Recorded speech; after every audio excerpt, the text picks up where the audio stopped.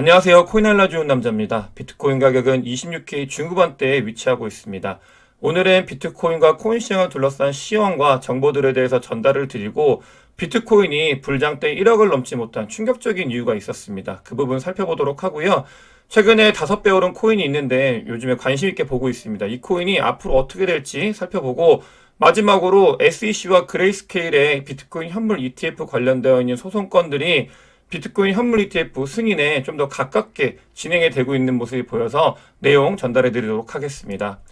먼저 거시경제 상황을 보게 되면은 이스라엘 하마스 사태가 더 장기전이고 좀 더 커지고 국제전의 양상을 띈다라는 게 소식이 전해지면서 나스닥 같은 경우는 큰 폭의 하락한 모습을 확인할 수 있습니다. 그와 더불어서 보시게 되면 금이 이제 일봉상 굉장히 큰 폭의 상승을 했습니다. 이 같은 경우는 지정학적 리스크가 이 자산 시장에 미치는 영향을 살펴볼 수 있고요. 어제 CPI 발표가 있고 나서 미국채 금리가 상승했었고 그 뒤에 일부 살짝 내려온 모습을 확인할 수 있습니다. CPI가 부합을 했기 때문에 더 추가적으로 내려가지 않는 모습이 보여서 염려스러운 지점 때문에 미국채와 나스닥이 움직였었던 모습을 확인할 수 있습니다.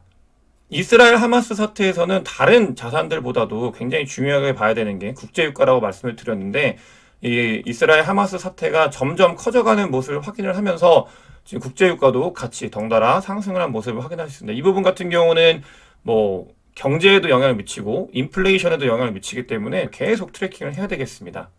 이런 국제 정세 상황에 맞춰가지고 달러 인덱스도 같이 올라가는 모습을 확인할 수 있습니다. 달러 인덱스가 올라간다라는 거는 위험 자산, 특히 비트코인이나 나스닥 같은 경우는 자산 시장이 하락을 할 수 있는 부분이 있기 때문에 살펴봐야 될 것 같고 일카포의 자료를 가지고 왔는데요. 워낙 숏으로 이 뷰를 보고 있기 때문에 더 올라갈 거라고 예상을 한 거고 여기까지 갈지는 지켜봐야 되겠습니다. 본격적으로 비트코인과 코인 시장에 대해서 말씀을 드리도록 하겠습니다. 보시게 되면 오더북이 굉장히 깨끗한 모습을 확인할 수 있는 게 가장 큰 특징입니다. 그만큼 눈치를 보고 있는 장이라고 보시면 될 것 같고요.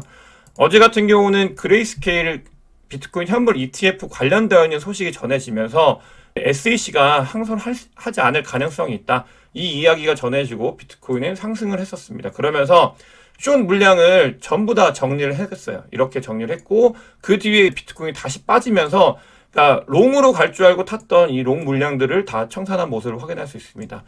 요즘 장 같은 경우는 비트코인이 박스권이 있잖아요. 그래서 어떤 소식을 전해드리면 올렸다가 내렸다가 올렸다가 내렸다고 하면서 지금 롱 물량도 숏 물량도 이제 계속 쌓이고 있기 때문에 이걸 다 정리해가면서 먹고 있는 세력이 존재한다라는 게 이번에도 확인이 됐습니다.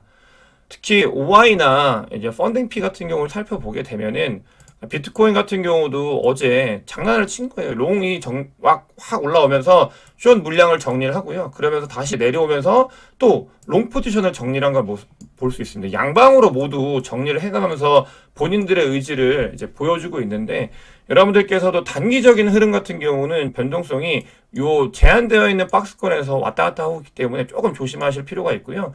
하지만 같은 경우는 단기적인 흐름보다는 중장기적인 움직임을 보이는 걸 더 선호하기 때문에 이 부분도 같이 이따가 살펴보겠습니다.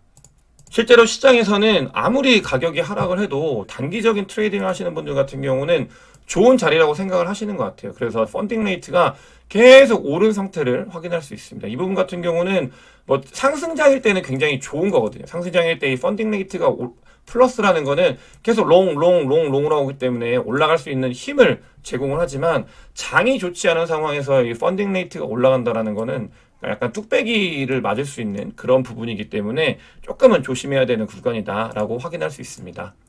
그럼 좀 더 중장기적으로 비트코인이 어떤 식으로 움직이고 있는지 긴 호흡으로 봐야 되는데 그런 상황에서 어떤 움직임을 보이고 있는지 살펴보겠습니다. 오랜만에 숏텀홀드와 롱텀홀드의 서플라이를 가지고 왔는데 롱텀홀더의 서플라이가 점점 더 늘어나고 있습니다. 그 부분이 계속 가속화가 되고 있고요. 이 숏텀홀더의 서플라이는 점점 더 줄어들고 있습니다. 이 말은 첫 번째로 스마트한 트레이더들, 스마트한 이 호들러들이 늘어나고 있다라는 것 같고 긍정적인 거죠. 이거는.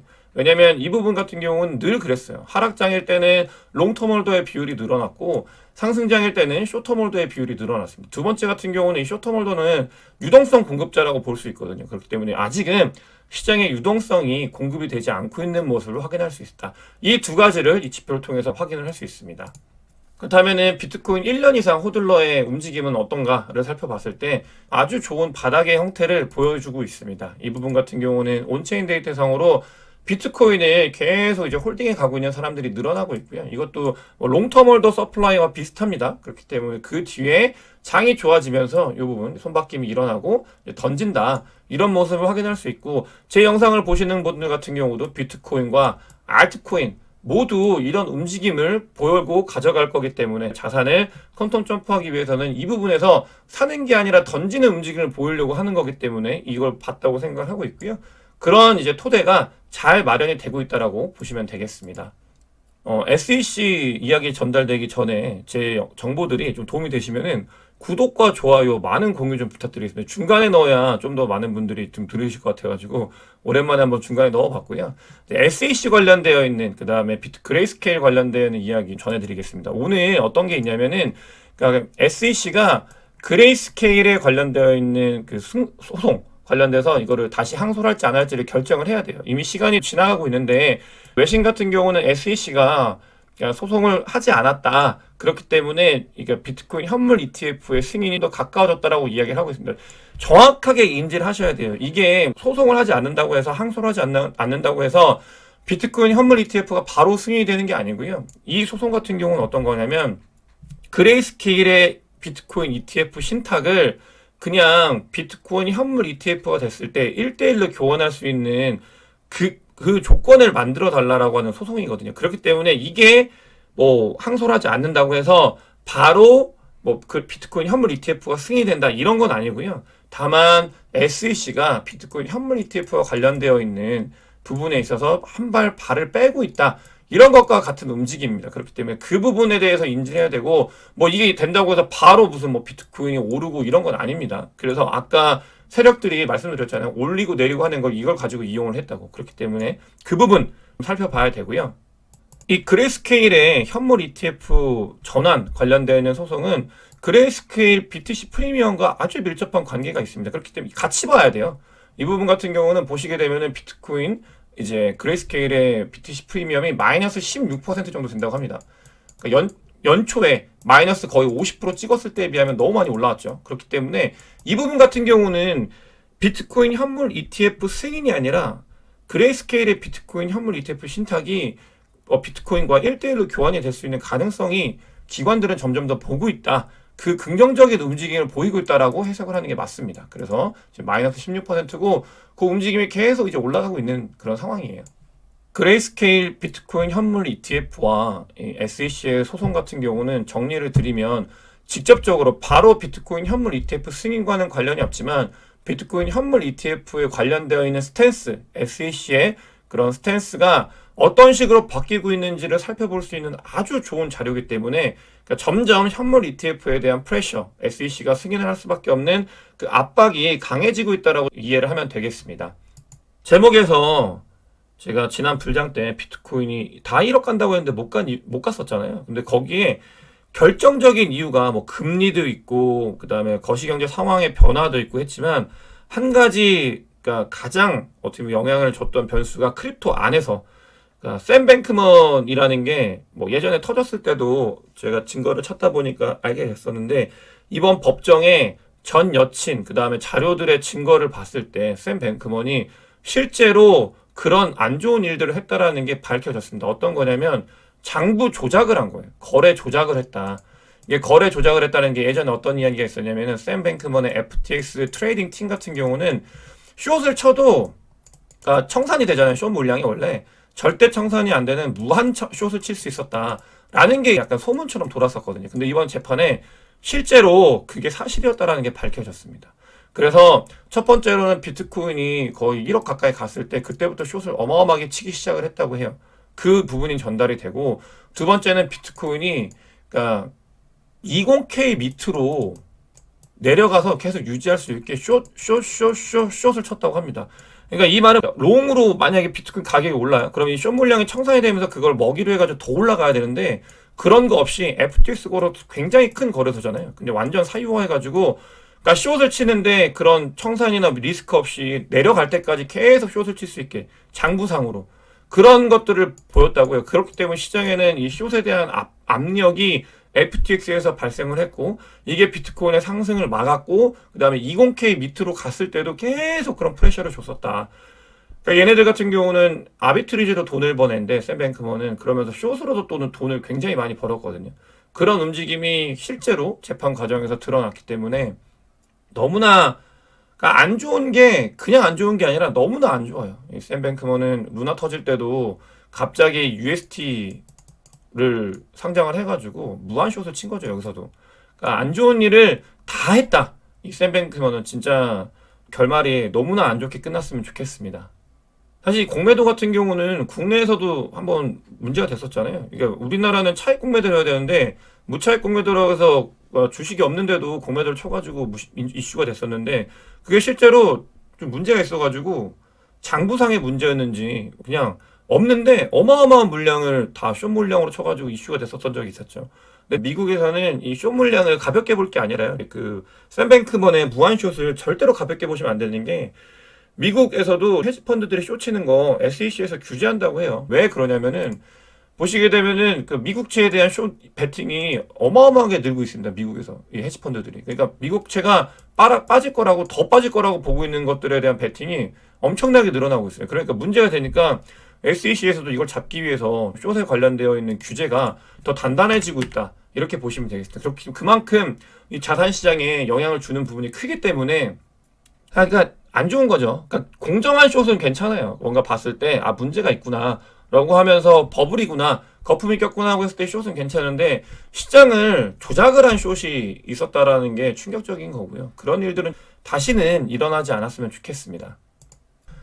비트코인이 오르지 못하는 이유 중에 여러 가지 뭐 지정학적 리스크도 있고 그냥 펀더멘탈적인 문제도 있고 뭐 다 여러 가지 원인을 분석을 하시잖아요. 근데 그것보다도 중요한 게 그러니까 비트코인에 들어올 때 스테이블 코인이 얼마나 중요한지 말씀을 드렸어요. 스테이블 코인이 계속 들어와야지 올라간다라는 말씀 드렸는데 새롭게 생성되는 그 스테이블 코인의 수량을 봤을 때 아직은 유동성이 말라 있다. 그런 모습을 확인할 수 있고 이런 것들이 이제 스파크가 튀면 비트코인이 같이 튄다. 이건 너무 당연한 겁니다, 여러분들. 스테이블 코인이 생긴다라는 거는 밖에서 외부 유동성이 들어온다라는 말과 같고 그게 비트코인의 가격을 오르는 거는 너무나 당연한 로직이긴 하죠. 근데 그 모습이 아직 보이고 있지 않다. 그렇기 때문에 비트코인이 아직은 횡보를 하고 있다라고 이야기를 하고 있고요. 그런 스테이블 코인이 얼마나 중요한지 일본이 포착을 한 것 같습니다. 뭐 자주 말씀을 드렸어요. 일본은 은행에서 엔화 스테이블 코인을 발행을 할 수 있다라고 법이 바뀌었다라고 말씀을 드렸고 실제로 미국의 은행들 실제 3대 은행 미쓰비시 UFJ 얘네들 스테이블 코인 발행한다고 말씀드렸죠. 그 다음에 미주이 스미토모 등 70개 일본 기업이 디지털 커런시 포럼에 가입을 했고요. 이렇게 해서 그래서 디지털 커런시 JPY 엔화가 내년 중반에 출시가 된다고 합니다. 여러분 잘 보세요. 내년 중반이래요. 2024년도 중반. 이때 뭐가 있죠? 비트코인 반감기가 있습니다. 아무리 장이 힘들고 좋지 않아도 이 기저에 있는 인프라에 있는 밑에 있는 세력들은 사람들은 움직임을 보이려고 다 하고 있는 거예요. 그런 모습이 보이고 있다.